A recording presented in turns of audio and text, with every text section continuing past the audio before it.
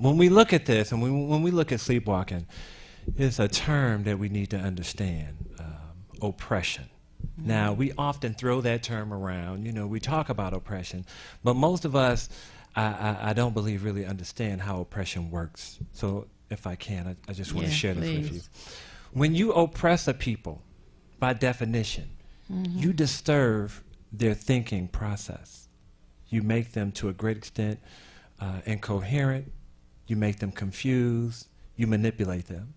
Oppression is saying, it says that, okay, human beings are the most sophisticated technology this world has ever seen.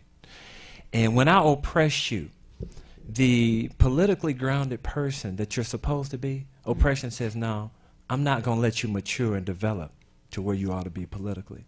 The father that you're supposed to be, the strong protector and provider, oppression comes in and says, no, you're not going to be that type of man. The knowledge that you're supposed to have about this world, about your history, oppression comes in and undermines that. Said, no, you're going to know the history that I teach you. The positive self-concept, the psychologists say, we should have about ourselves, the positive self-image.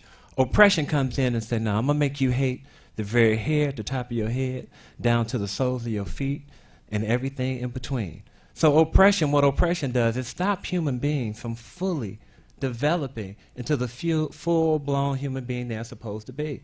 It undermines your development and tries to keep you elementary as it relates to politics, keep you elementary as it relates to education, keep you like a boy instead of this full-grown man that you're supposed to be.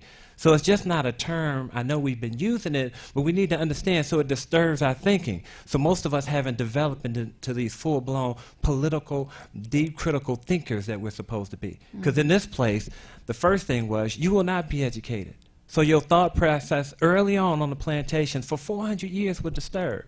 As you tried to grow like you're supposed to, because you're a human being, folks undermine your development. So politically, we became elementary. Historically, we became misguided. Spiritually, they want to undermine that, our connection with God, being able to see God in yourself. All of the natural things that come with being a fully mature human being, oppression undermines that. To the extent where are we in 2014? We're struggling doing what ants and bees can do, just raising productive children, to be sharp, to be critical thinkers, to read and to write and to know math, all the things that humans are supposed to be able to do.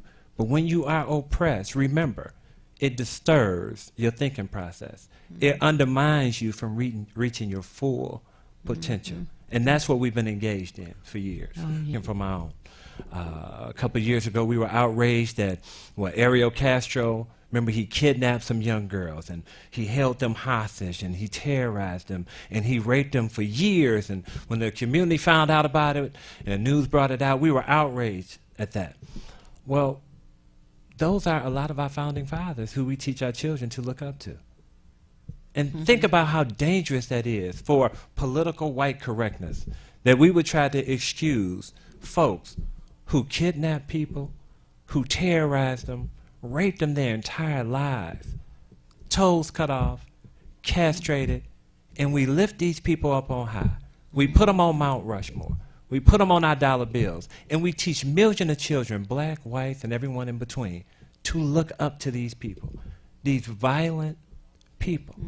And as an educator, I'm saying, shouldn't we have a standard? Can we just say, you know, no rapists, no kidnappers allowed to be revered and looked up to? If it's wrong for Ariel Castro and we demonize him, how do at the same time in classrooms we uplift the same people who did the same thing?